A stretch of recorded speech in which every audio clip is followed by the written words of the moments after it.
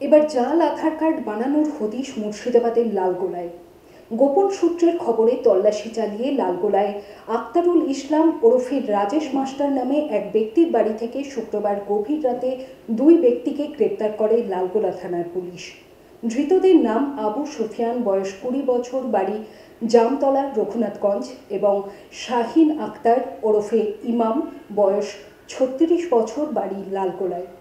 ধৃতদের কাছ থেকে উদ্ধার হয় laptop, webcam, document scanner, fingerprint scanner, I scanner সহ বিভিন্ন ডিভাইস, দুটি ভিন্ন নাম ও নম্বর সহ আধার কার্ড, সিপিইউ ইত্যাদি জিনিস। ধৃতদের 8 দিনের পুলিশি হেফাজত চেয়ে আদালতে তোলা হয়।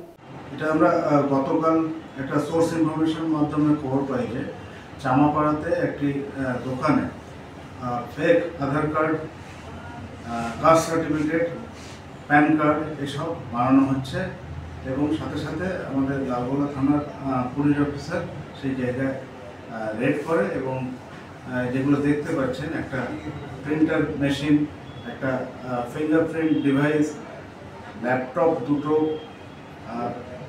মাউস, কিবোর্ড, একটা স্ক্যানার, সিপিইউ এবং একটা মনিটর, এগুলো সিজ হয়েছে।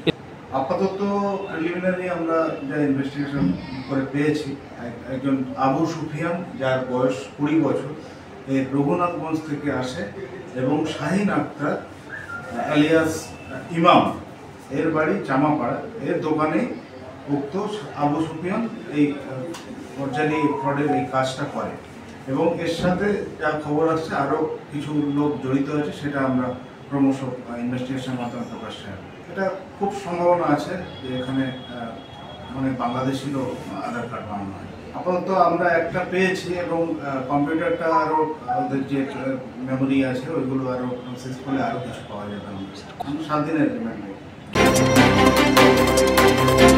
কখনো হালকা সাজ তাড়াতাড়ি, কখনো সেজে গুজে বিয়ে বাড়ি, কখনো বা ওয়েস্টার্ন আউটফিট, কখনো বা পাট ভাঙা শাড়ি।